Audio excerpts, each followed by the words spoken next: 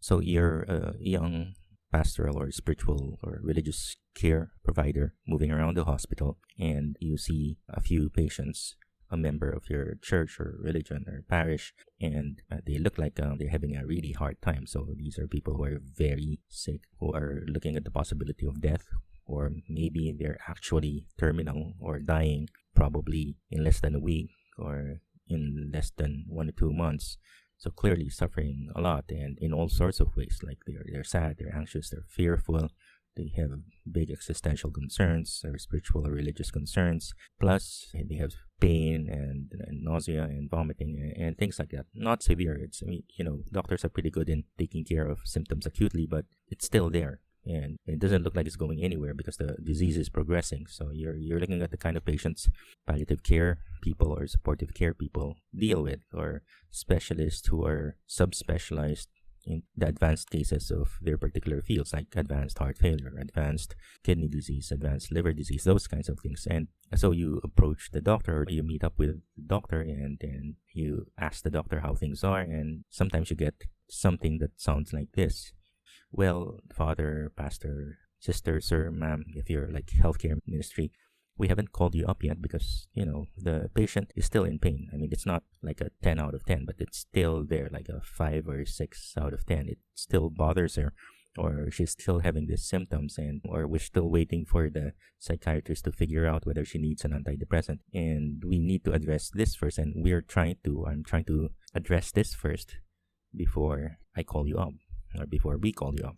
Once we kind of make the patient comfortable, which is really their need right now, the basic need, like the physical need, then you'll be able to talk to them and address their spiritual concerns, or their being slash existential slash spiritual slash religious concerns, right? So obviously, if somebody is suffering severely and or looking at the possibility of death or dying, well, obviously there is a spiritual, religious, or existential slash being concern, right?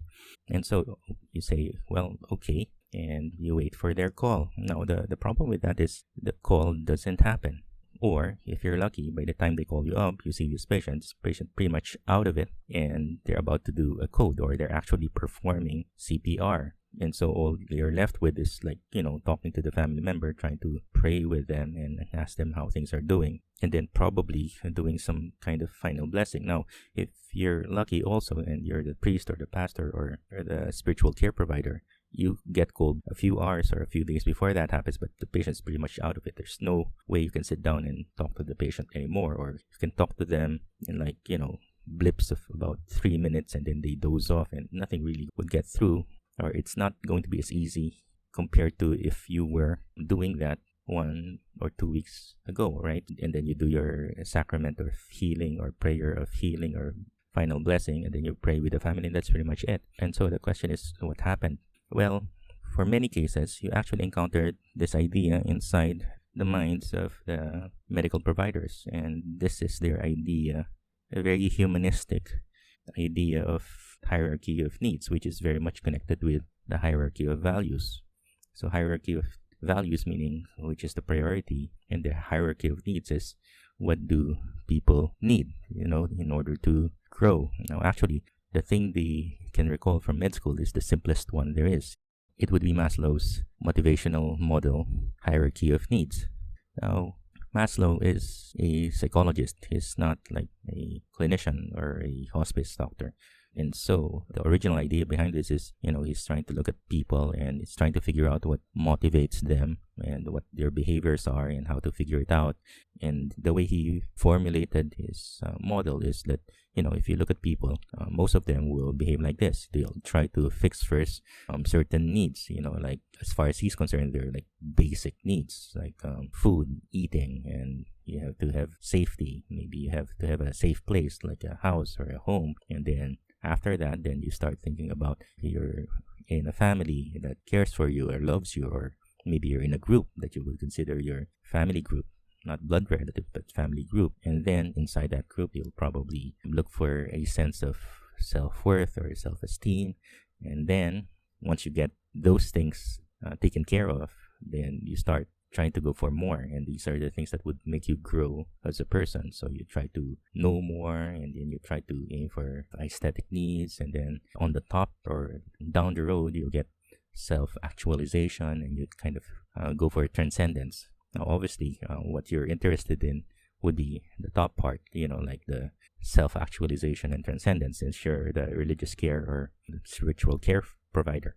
Actually, as far as you're concerned, that's the most important thing, right? So it's everything that you do on earth is geared towards that. But of course, if you're a Christian, Catholic, or Judeo-Christian provider, the top part would be like doing God's will so that you can be with God once you die. Now, the problem with this is, of course, the medical community or the doctors or the medical providers in an institution, in an environment that's very secular, don't use it that way. The very secular modern medical environment you're in, with its providers of doctors, maybe nurses, but more doctors. There's a lot of doctors who are actually very secular, and there's a good chunk of the population in that professional group that's either atheist or agnostic or Christian by name. Like, we're Christian, we do this, but we don't really do the other stuff because we're already doing this, and that's kind of hard, and God would understand. It's kind of screwed up version of Christianity, and they actually think it's true. But anyway, someone who's trying to be secular and non-Christian or non-religious, secular in the Western sense is mostly non-Christian, right? So because it's Western Christianity, then this is a good thing. You're trying to help the person grow. Now the problem with this is, the original, just to be fair to the original model, the original version did not contain the pyramid that we're familiar with. That came afterwards, and people said, well, the way he's describing it, you move up towards the tops, and a lot of people are using the pyramid for all sorts of things during that time. So like 1940s, 1950s, 1960s, it's also the time of developmental models. So let's just put the important sort of self-actualization thing and transcendent thing on top, and then put the physical, physiological, and all those stuff in the bottom. And so you're climbing up Mount Everest or something like that. And so it got in. Now the problem with that is that's the only thing we remember, because it's psychology, psychiatry, and most of the students, even during our time decades ago, we go into medicine thinking of being a doctor is something like doctor movies from a few years back, and it's very scientific and kind of impersonal, and there's not a lot of psychology going on unless the show is aiming for some kind of drama, or the movies aiming for some kind of drama. So we memorize the pyramid and then pass the quarterly exam or the semestral exam, and then move on to biochemistry or pathology or whatnot, and then we place more importance to those things. Especially once we reach clinic, most of us will barely remember the pyramid, and that's pretty much the end of it. By the time we're practicing, it's there in the memory. We have no idea whether we need to use it or not, because apparently most of our clinical trainers or very esteemed consultants don't even think about it, right? So that's pretty much what happened. So this is the pyramid. This only thing that we remember gave us an impression that you start with the bottom and you go all the way up. It's like a developmental kind of approach, which is the other thing they teach us in med school.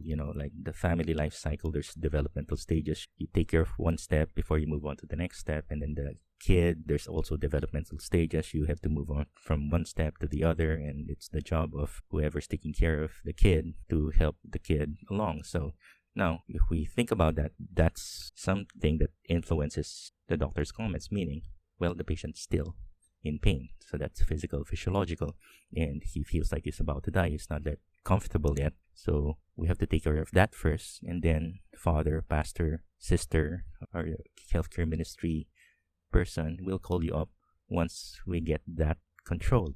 Now, there's only one problem with that. What if that's not going to get controlled? Like, if you have someone who has a severe advanced illness that's rapidly progressing, you'll just keep on doing it. You'll just be at it until the very end, and there's no way for you to control it. All the while, the spiritual religious care provider just waiting for your call, and that's pretty much what happens. Now, of course, the other reason that happens is, since we have to take care of the bottom of the pyramid first, and it's a difficult thing to take care of, most of the time we cannot, and then we seldom get to the top of the pyramid. After a few decades, it doesn't seem like the people who need to take care of the top of the pyramid are very relevant, right? Because what's the use for those people if we cannot get past the base of the pyramid? Now, obviously, you can see, I mean, especially the religious trainees or the ones doing workshops for your healthcare ministry, you can see where the problem is. The problem with this kind of mindset is different from the way you should be thinking. Like first go for the top, and then everything else would be added onto you. That's actually one of your basic core beliefs, right? Now, this one is you don't go for the top until you take care of everything else. It's like, you inverted the entire thing. It's not very obvious. It sounds very religious because you're taking care of the pain and this discomfort, but then it's not really very Christian and religious because you're leaving out the top, see? And this also can partly explain the other stuff that is not congruent with your belief system. The top of the pyramid has nothing to do with the bottom of the pyramid. And that's the reason why doctors think that, the people taking care of the religious, spiritual, transcendence part are not needed while they're trying to cure or heal the body. Now, of course, your belief system, your Christian, Catholic, or Judeo-Christian belief system says the opposite. You first go for the belief, right? So, I mean, your New Testament scriptures will tell you go for the forgiveness of sins and then you get the healing. It's the other way around. And of course, the way it's taught is, healing gives you what you really need. It might not be complete pain control, but it's the kind of healing that you would really need. So the modern medicine interpretation of the hierarchy of needs makes you irrelevant as far as body healing is concerned, or even emotional and mental healing is concerned. Your belief system makes you the most relevant person there is, right? This idea is becoming more and more rare.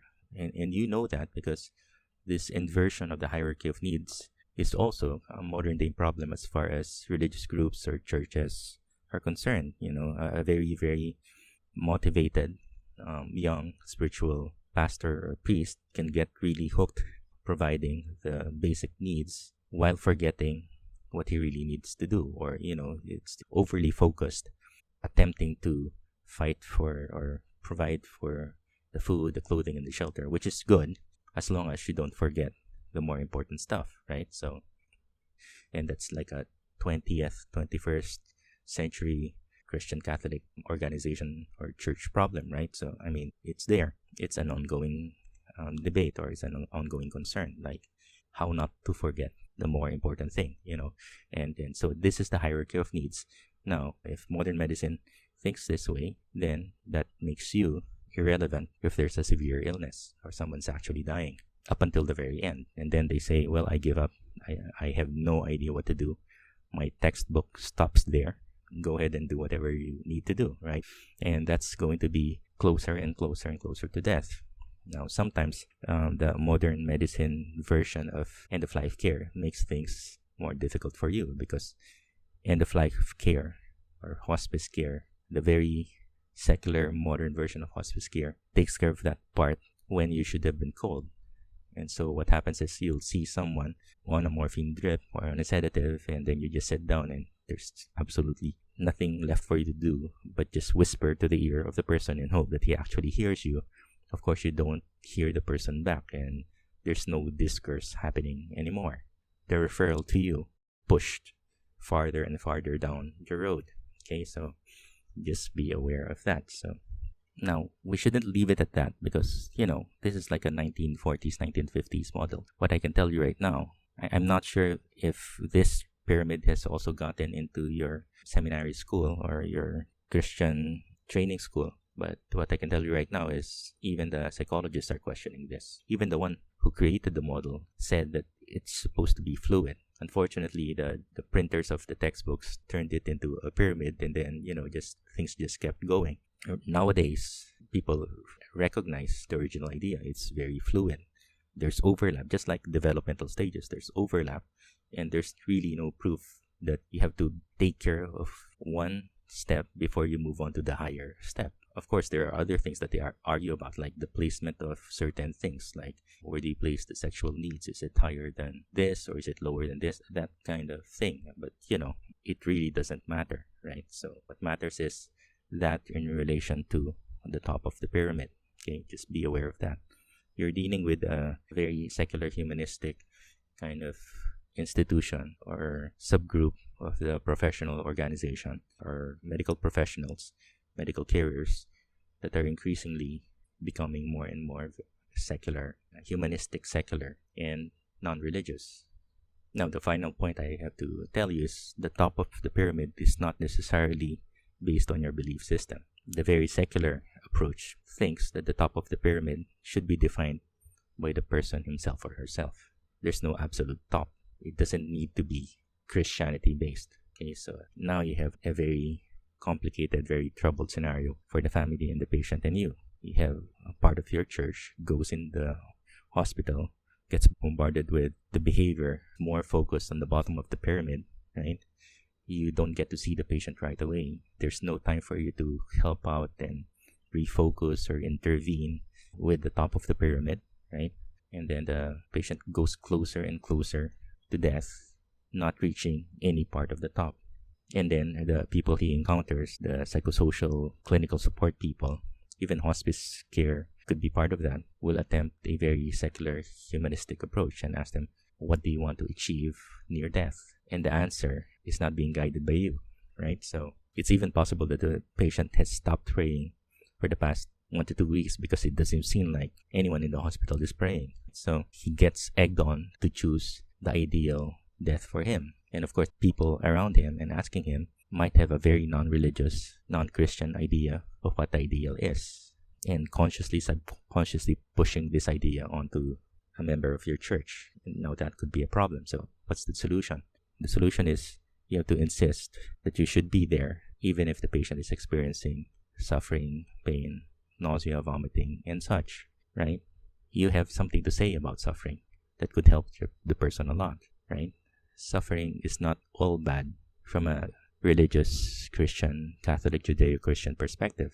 It might even be good so that you can reach the top of the pyramid as far as you're concerned, right? There's nothing inherently wrong with that. Now, of course, people around the person should try their best to help the patient out as far as suffering is concerned.